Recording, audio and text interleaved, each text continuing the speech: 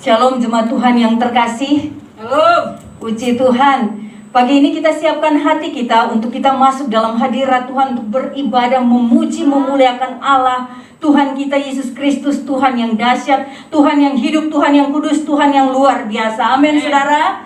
Puji nama Tuhan. Mari kita siapkan hati kita dan kita akan masuk dalam penyembahan kita. Ora basyeka dala kurra papa kadala kanala pasaka dala kuriana nama sanda. Haleluya, haleluya. Segala pujian, syukur, hormat, kemuliaan hanya bagimu, Allah yang dahsyat, Allah yang hebat, yang oleh kasih karuniamu, oleh kemurahan dan rahmatmu yang besar, Tuhan izinkan kami masih bisa beribadah pagi hari ini. Setiap jemaatmu yang ada di tempat ini maupun yang ada di rumah yang beribadah secara online, Tuhan, kami rindukan lawatan Tuhan yang dahsyat terjadi atas setiap kami semua, Tuhan. Biarlah pagi ini kami boleh mengalami mujizat yang dahsyat dari Tuhan. Yang sakit Tuhan sembuhkan, yang lemah Tuhan kuatkan, yang memiliki beban yang berat Tuhan berikan kelepasan, Tuhan berikan jalan keluar dalam nama Yesus.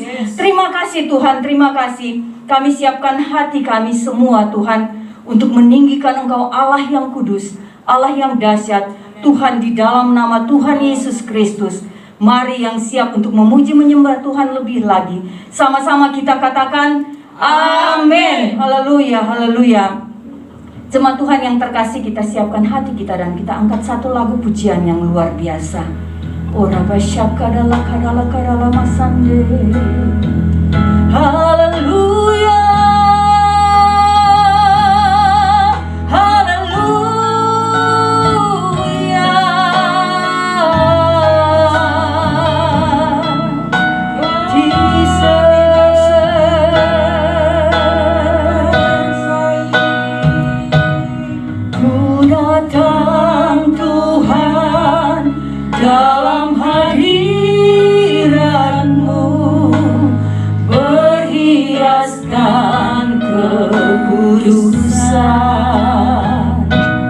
Seluruh surga sujud menyembahmu, ku tersungkur dan sembahmu. Katakan, ku datang Tuhan, ku datang Tuhan dalam hadiratmu, berhiaskan kekudusan. Seluruh surga sujud menyembahmu, ku tersungkur dan sembahmu. Kudus, kuduslah, kuduslah Tuhan, Allah semesta, Allah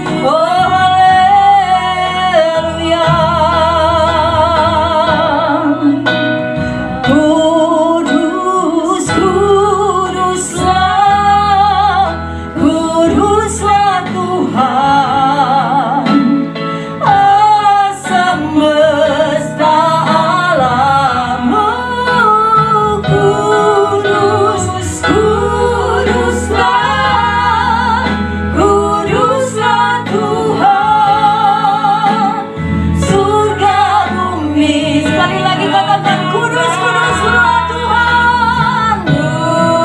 Yes, Engkau Allah yang kudus, kuduslah yang disembah, Allah semesta Allah. Oh kudus, kudus, oh Ramaya Rama Sande, kuduslah Tuhan. Surga bumi menyembah, surga bumi, surga bumi menyembah. Sekali lagi katakan surga bumi, surga bumi menyembah. Mari berikan tepuk tangan yang terdahsyat bagi Dia. Sorakan haleluya, haleluya, haleluya. Segala pujian, syukur, hormat hanya bagi Allah yang kudus, yang layak terima pujian penyembahan kami. Terpujilah namamu kekal selama-lamanya. Di dalam nama Yesus, mari jemaat Tuhan sama-sama kita katakan amin. Puji nama Tuhan. Kita siapkan hati kita untuk kita masuk dalam kebenaran firman Tuhan. Mari saudara, kita angkat satu lagu pujian. Terima kasih ya Tuhan.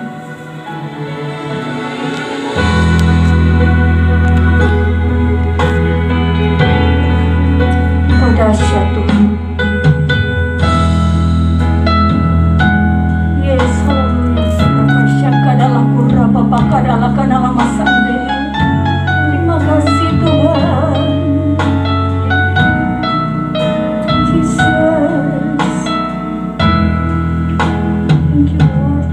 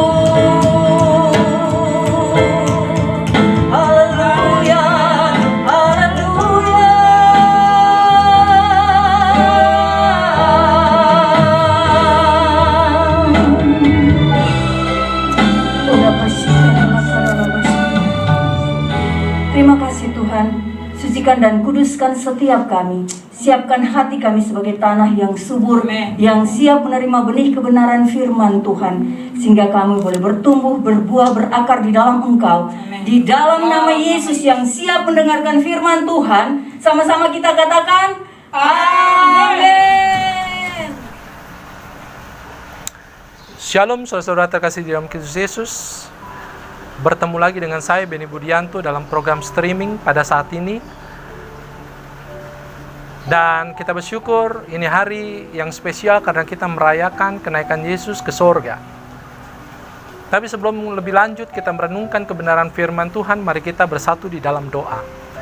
Bapa yang bertata di dalam kerajaan surga, kami bersyukur kami boleh ada karena anugerah-Mu. Sebentar kami akan merenungkan kebenaran firman-Mu. Tuhan menyertai kami semua, menyertai hamba-Mu yang penuh dengan kelemahan ini, supaya kuasa Roh Kudus-Mu saja yang bekerja, sehingga setiap kata yang keluar dari bibir lidah hamba-Mu ini menjadi kekuatan untuk kami boleh semakin mengasihi Tuhan. Berfirmanlah ya Bapa, karena kami sudah siap mendengar, merenungkan, dan melakukan kebenaran firman-Mu di dalam kehidupan kami hari lepas hari. Dalam nama Tuhan Yesus, kita yang siap merenungkan firman Tuhan, katakan bersama dengan saya, amin. Glory bagi nama Tuhan. Hari ini kita akan merenungkan satu tema yang berjudul Yesus naik ke sorga. Satu peristiwa yang setiap tahun pastinya diperingati oleh orang-orang percaya, karena ini menjadi satu kejadian yang luar biasa yang melengkapi karya Kristus di dalam dunia ini. Yesus lahir sebagai manusia, padahal Dia adalah Allah yang luar biasa. Allah pencipta langit dan bumi serta isinya, mau menghampakan diri menjadi manusia, dan Dia hidup di tengah-tengah manusia. Dia beraktivitas di dalam kehidupan manusia. Dia mengajar. Bahkan pada akhirnya Ia mati di atas kayu salib sebagai ganti dosa manusia. Seharusnya saudara dan saya yang tergantung di atas kayu salib, tetapi Dia adalah pribadi yang menyelamatkan kita dari dosa melalui dirinya. Dan luar biasanya, Dia bukan hanya mati ganti dosa kita, Dia juga bangkit di hari yang ketiga dan menampakkan diri kepada pengikutnya selama 40 hari. Dan setelah itu, Ia pada akhirnya naik ke surga, ke tempat di mana Ia sebenarnya berasal. Dan ini menjadi sukacita kita tatkala kita mengerti makna dari kenaikan Yesus Kristus ke dalam surga. Untuk itu saudara, mari kita buka hati kita untuk kita boleh dikuatkan oleh kebenaran firman Tuhan yang akan kita renungkan hari ini. Glory bagi nama Tuhan.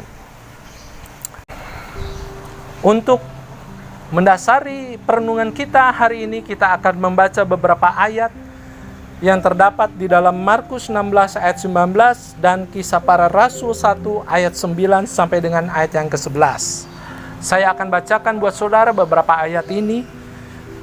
Yang pertama, Markus 16 ayat 19. Sesudah Tuhan Yesus berbicara demikian kepada mereka, terangkatlah Ia ke sorga, lalu duduk di sebelah kanan Allah. Ayat Kisah Para Rasul 1 ayat 9 sampai dengan ayat yang ke-11. Sesudah Ia mengatakan demikian, terangkatlah Ia disaksikan oleh mereka, dan awan menutupnya dari pandangan mereka.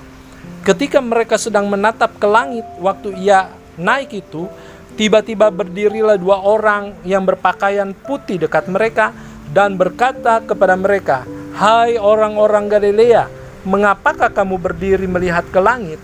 Yesus ini yang terangkat ke sorga meninggalkan kamu, akan datang kembali dengan cara yang sama seperti kamu melihat Dia naik ke sorga."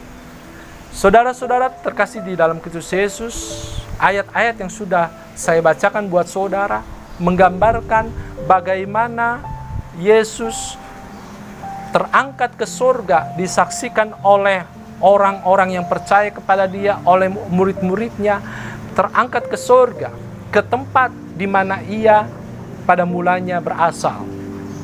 Saudara, ini menjadi satu penghiburan bagi kita bahwa Allah yang kita sembah adalah Allah yang berkuasa.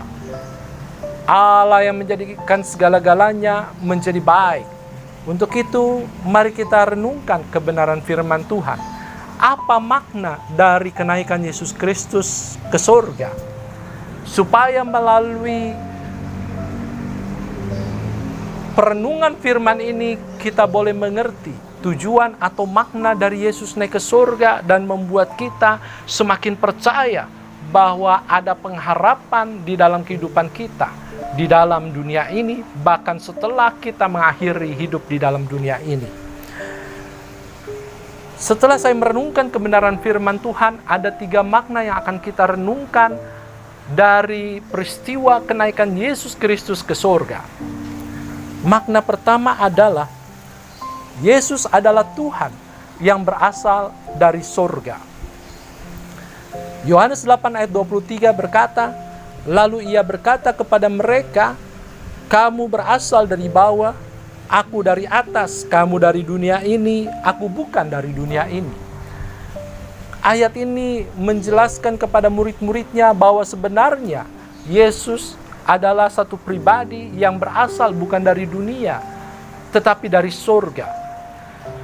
Pada saat mereka mendengarkan pernyataan Yesus, mungkin mereka belum mengerti dengan sungguh arti dari pernyataan itu.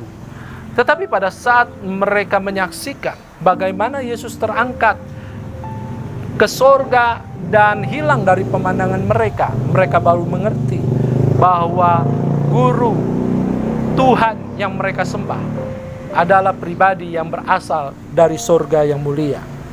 Yesus adalah Tuhan, artinya Dia adalah pribadi yang berkuasa. Dia tidak pernah gagal dalam setiap rancangan yang dibuat olehnya. Saudara, Allah punya rancangan shalom bagi manusia. Rancangan damai sejahtera yang sudah dirancangkan bagi manusia, sehingga tatkala manusia jatuh di dalam dosa, rancangan shalom itu dinyatakan di dalam Kejadian 3 ayat 15 bahwa keturunan dari wanita ini atau keturunan dari Hawa akan meremukkan kepala dari si ular tua itu. Artinya ada satu keturunan yang akan menjadi pelepas manusia. Akan ada keturunan yang akan menyelamatkan manusia. Dan ini berbicara tentang nubuatan bahwa Yesus Kristus menjadi manusia, mati ganti kita di atas kayu salib, dan bangkit dari antara orang mati pada hari ketiga. Pada akhirnya setelah 40 hari ia menampakkan diri, ia naik ke surga. Jadi saudara, setiap nubuatan tentang rancangan Allah bagi manusia tidak ada yang gagal. Rancangan shalom Allah dinyatakan, digenapi melalui Yesus Kristus, dan segala rancangan shalom Allah tidak ada yang gagal. Karena apa saudara? Karena Dia adalah Tuhan yang berkuasa, Allah yang harus kita sembah di dalam hidup kita. Banyak manusia yang tidak percaya bahwa Dia adalah Tuhan, tetapi Dia adalah Allah yang berkuasa. Ayub 42 ayat 2 bahkan mengakui hal ini. Aku tahu bahwa Engkau atau Allah sanggup melakukan segala sesuatu dan tidak ada rencanamu yang gagal. Jadi poin pertama untuk kita renungkan makna dari kenaikan Yesus Kristus adalah Yesus adalah Tuhan yang berasal dari surga. Artinya Dia adalah Tuhan Allah yang berkuasa. Dia punya rancangan shalom. Rancangan shalom itu dinyatakan bagi saudara dan saya yang percaya kepada Dia. Rancangan shalom itu Dia mati ganti kita di atas kayu salib, Dia menyelamatkan manusia, Dia bangkit, dan pada akhirnya Dia naik ke surga. Dan rancangan shalom ini digenapi di dalam kehidupan Yesus Kristus. Ini juga berarti kita harus percaya bahwa surga adalah tempat di mana Ia berasal. Tidak ada seorang pun yang telah naik ke surga selain daripada Dia yang telah turun dari surga, yaitu Anak Manusia. Yohanes 3 ayat 13. Saudara, Dia adalah pribadi yang berasal dari surga. Sehingga pada saat dia sudah menuntaskan segala sesuatu di dalam dunia ini, dia kembali ke surga, tempat di mana ia berasal. Kalau dia punya rancangan shalom bagi kita, dia juga pemilik surga. Artinya dia adalah pribadi yang berkuasa di bumi dan di surga. Apa yang membuat kita khawatir? Karena dia punya rancangan bagi kehidupan saudara dan saya. Pergumulan boleh ada, permasalahan boleh ada, tetapi rancangan Allah di dalam kehidupan kita, rancangan yang terbaik, rancangan damai sejahtera, masa depan yang penuh dengan harapan. Saudara, kenaikan Yesus Kristus menegaskan bahwa ia adalah pribadi yang bernatur ilahi. Yesus adalah manusia 100%, tetapi dia juga Allah 100%. Tetapi tidak banyak orang yang percaya. Bahkan banyak orang yang menolak pernyataan bahwa dia adalah Tuhan. Tetapi kenaikannya ke surga menegaskan bahwa dia adalah pribadi yang bernatur ilahi. Karena tidak ada seorang pun yang boleh naik ke surga kalau ia tidak kudus, kalau ia tidak bernatur ilahi, kalau ia manusia yang berdosa, tentunya tidak bisa naik ke satu tempat yang mulia, ke satu tempat yang kudus. Tetapi Yesus adalah pribadi yang bernatur ilahi, karena dia adalah Tuhan yang berkuasa, Tuhan yang kita sembah. Markus 16 ayat 19 berkata, sesudah Tuhan Yesus berbicara demikian kepada mereka, terangkatlah ia ke surga, lalu duduk di sebelah kanan Allah.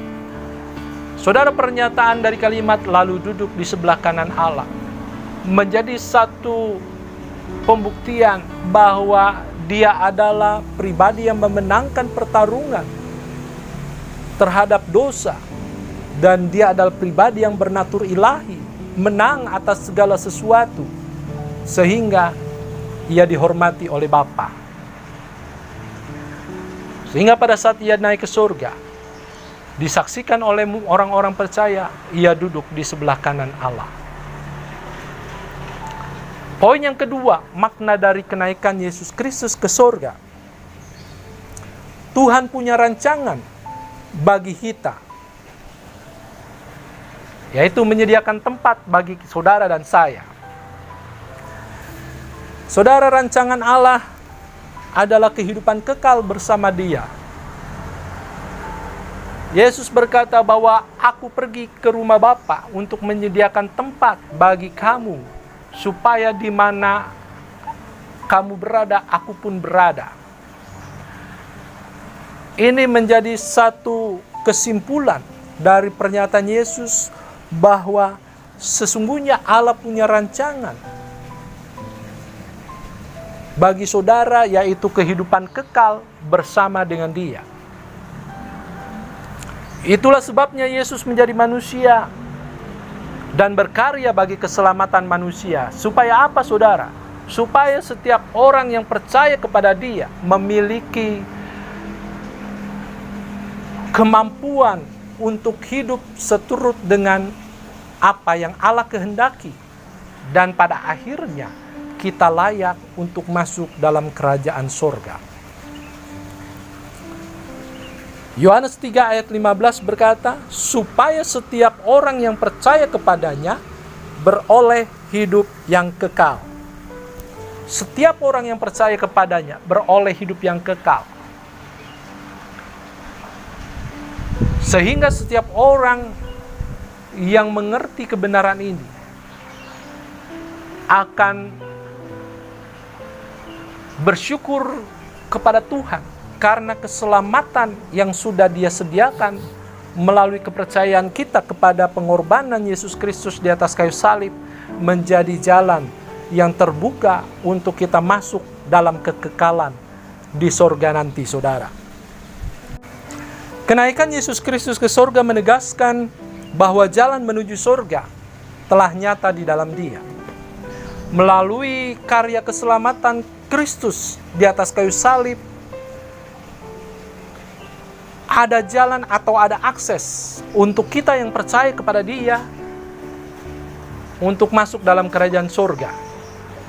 dan menempati tempat yang sudah disediakan bagi saudara dan saya. Kata Yesus kepadanya, "Akulah jalan dan kebenaran dan hidup. Tidak ada seorang pun yang datang kepada Bapa kalau tidak melalui aku." Yohanes 14 ayat 6 berkata seperti itu. Saudara punya akses untuk masuk dalam kerajaan surga karena keselamatan itu sudah nyata di dalam pengorbanan Kristus di atas kayu salib, dan pada saat kita percaya kepada Dia sebagai Tuhan dan Juru Selamat, kita memiliki akses untuk masuk dalam kerajaan surga. Tetapi pertanyaan saudara, apakah kita sudah menjadi pribadi yang layak untuk masuk dalam kerajaan surga? Karena sejatinya Yesus telah menyediakan tempat bagi setiap orang yang layak menerimanya. Keselamatan menjadi satu hal yang gratis bagi setiap manusia yang mau menerima. Tatkala kita menerima Kristus sebagai Tuhan dan Juru Selamat secara pribadi, anugerah Tuhan membuat kita diselamatkan. Artinya kita adalah orang-orang yang bukan lagi menjadi hamba dosa, tetapi menjadi hamba kebenaran. Kita sudah ditebus dari cara hidup kita yang sia-sia oleh pengorbanan Yesus Kristus. Tetapi tidak sampai di titik ini. Kita harus melangkah menjadi pribadi yang terus diubahkan oleh Kristus. Melalui kekuatan Roh Kudus kita diubahkan hari lepas hari menjadi pribadi yang semakin serupa dengan Dia.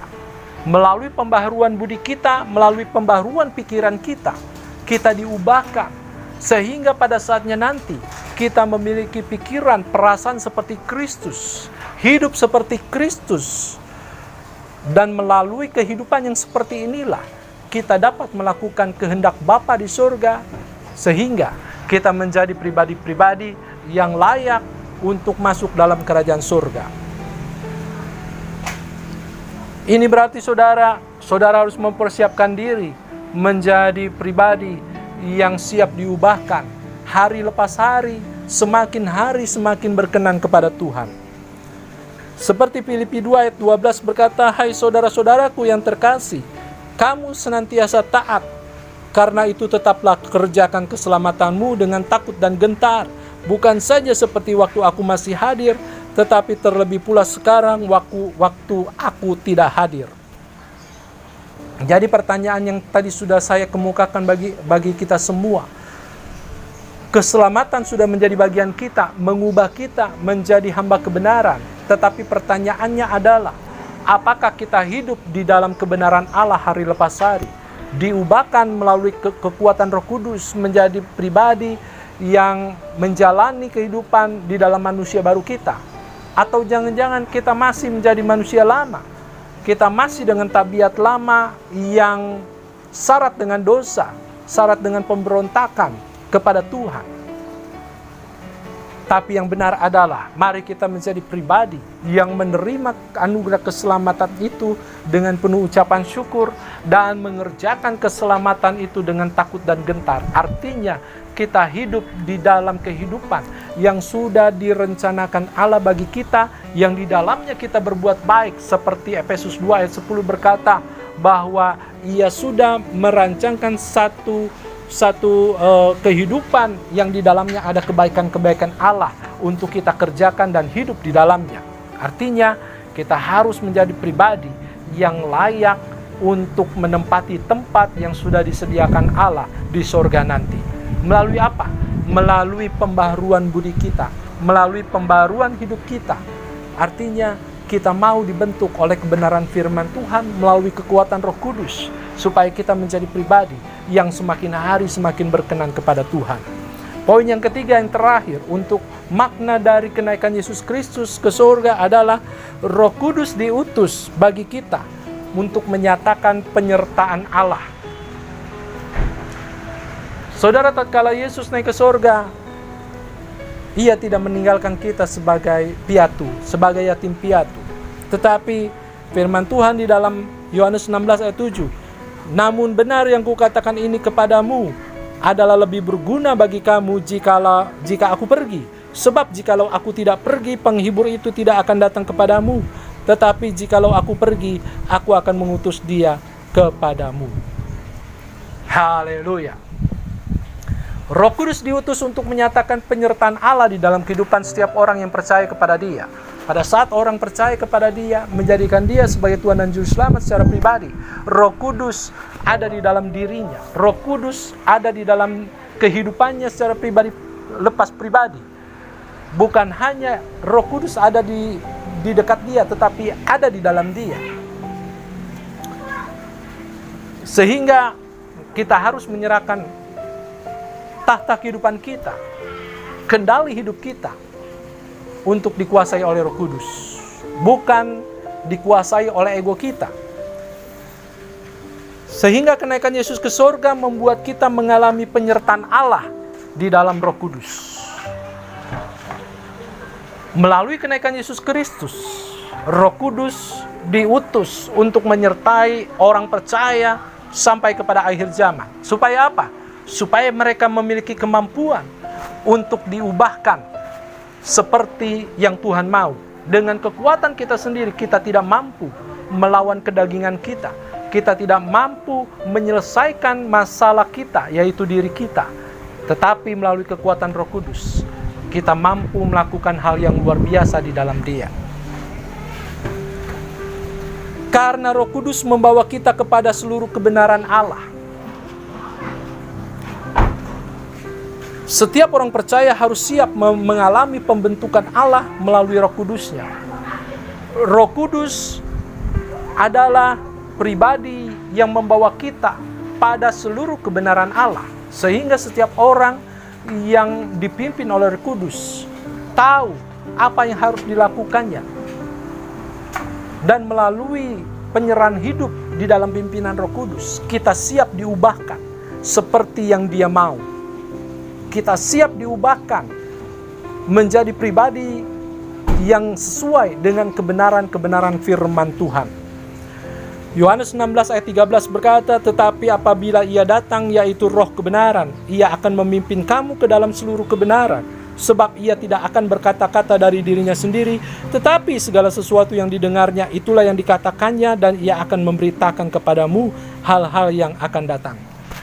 Jadi Roh Kudus membawa kita kepada seluruh kebenaran Allah. Ini yang harus kita lakukan tatkala kita minta Roh Kudus memimpin hidup kita. Kita harus membuka hati kita lebar-lebar untuk Roh Kudus bekerja. Jangan membuat diri kita menjadi pribadi yang keras. Kalau Roh Kudus mengingatkan kita akan sesuatu hal, mari kita melembutkan hati kita untuk siap dibentuk sesuai dengan apa yang Ia mau. Sehingga kita menjadi pribadi yang semakin hari mengerti kebenaran-kebenaran firman Tuhan dan hidup di dalam kebenaran-kebenaran firman Tuhan itu sendiri. Tidak mungkin kita melakukan kebenaran firman Tuhan dengan kekuatan kita sendiri. Tidak mungkin kita menjalani hidup kita, manusia baru kita, dengan kekuatan kita sendiri. Ada Roh Kudus yang memberi kemampuan untuk kita hidup sesuai dengan kehendaknya. Dan kalau Ia datang, Ia akan menginsapkan dunia akan dosa, kebenaran, dan penghakiman. Kalau Ia datang atau Roh Kudus datang, menginsapkan dunia akan apa? Akan dosa, kebenaran, dan penghakiman. Roh Kudus sudah dicurahkan di hari Pentakosta. Artinya, Ia sudah ada di dalam kehidupan setiap orang yang percaya kepada Tuhan. Pertanyaannya adalah, apakah saudara dan saya menyerahkan hidup saudara pada pimpinan Roh Kudus atau tidak? Biar kiranya kita boleh menjadi pribadi-pribadi yang menyerahkan kontrol hidup kita pada pimpinan Roh Kudus, sehingga Dia dapat memampukan kita menjadi pribadi yang hidup di dalam kebenaran firman Tuhan. Jadi kenaikan Yesus Kristus ke surga memiliki makna bahwa Roh Kudus diutus untuk setiap orang yang percaya kepada Dia. Supaya apa? supaya kita hidup di dalam kebenaran-kebenaran firman Tuhan.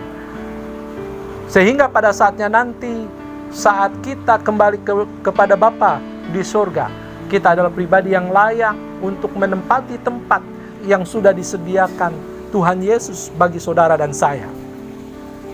Biar kiranya kebenaran ini memberikan kekuatan untuk kita lebih memahami firman Tuhan lagi. Jadi 3 makna dari kenaikan Yesus Kristus yang ke surga adalah melalui kenaikan Yesus Kristus ke surga, kita mengerti bahwa Yesus adalah Tuhan. Yesus adalah pribadi yang berkuasa di surga dan di bumi. Karena dia adalah pribadi yang berasal dari surga. Sehingga setelah dia menyelesaikan segala sesuatu di dalam dunia ini, ia kembali ke tempat di mana ia berasal. Dan yang kedua, makna dari kenaikan Yesus Kristus ke surga, Tuhan memiliki rancangan bagi kita, menyediakan tempat bagi kita di surga. Rancangan Tuhan, rancangan Allah adalah kehidupan kekal bersama Dia di surga, sehingga Dia menyediakan tempat bagi kita, bagi setiap orang yang percaya kepada Dia, supaya di mana Dia berada, kita pun berada. Ada tugas yang harus kita lakukan di dalam dunia ini setelah kita percaya kepada Tuhan. Kita hidup di dalam kebenaran-kebenaran firman Tuhan. Kita hidup di dalam manusia baru kita, diubahkan hari lepas hari. Pembaharuan budi kita, pembaharuan karakter kita, perasaan kita, sehingga kita menjadi pribadi yang semakin hari memiliki pikiran perasaan seperti Yesus. Hidup kita seperti Yesus. Sehingga kita menjadi pribadi yang layak. Untuk apa? Untuk menempati tempat yang sudah disediakan Tuhan bagi saudara dan saya. Dan poin yang ketiga, makna dari kenaikan Yesus Kristus ke surga adalah ada pribadi dari Allah sendiri, yaitu Roh Kudus, diutus untuk menyertai saudara dan saya sampai kepada akhir zaman. Roh Kudus membawa kita kepada seluruh kebenaran Allah. Supaya apa? Supaya kita diproses hari lepas hari menjadi pribadi yang semakin serupa dengan Kristus, yang semakin berkenan kepada Tuhan, menjadi pribadi yang hidup di dalam kebenaran firman Tuhan. Dan melalui kekuatan Roh Kudus, kita dapat mengalami penyertaan Allah di dalam hidup ini. Tatkala saudara merasa sendirian, ada pribadi yang menyertai saudara, yaitu Roh Kudus. Tatkala saudara ditinggalkan oleh semua orang, ada satu pribadi yang tidak pernah meninggalkan saudara, yaitu Roh Kudus. Jadi Roh Kudus diutus untuk menyertai kehidupan saudara dan saya sampai akhir zaman. Dan Roh Kudus itu pula yang akan menyertai kita untuk kita mengerti seluruh kebenaran Allah dan melakukannya di dalam hidup kita, bukan dengan kekuatan kita, tetapi dengan kekuatan yang daripada Roh Kudus. Sehingga kebenaran-kebenaran firman Tuhan menjadi satu hal yang kita sukai untuk kita lakukan, karena ada kekuatan dari Roh Kudus yang membuat kita gemar melakukan kebenaran firman Tuhan. Biar kiranya kebenaran-kebenaran ini mengerti makna dari Yesus Kristus naik ke surga, supaya kita menjadi pribadi yang semakin berkenan kepada Tuhan. Amin buat firman Tuhan. Mari kita berdoa. Terima kasih Bapa atas kebenaran firman-Mu yang sudah kami boleh renungkan bersama. Biar kiranya Engkau memberikan kemampuan kepada kami untuk melakukannya dalam kehidupan kami sehari-hari, menyertai setiap jemaat-Mu, pelayan-pelayan-Mu dimanapun mereka berada, supaya kekuatan Roh Kudus menyertai mereka dan mereka boleh hidup seperti yang Engkau mau. Di dalam nama Tuhan Yesus kami berdoa. Haleluya. Amin. Terima kasih saudara atas waktu dan kesempatan yang sudah saudara luangkan untuk merenungkan bersama kebenaran firman Tuhan. Tuhan Yesus memberkati. Amin.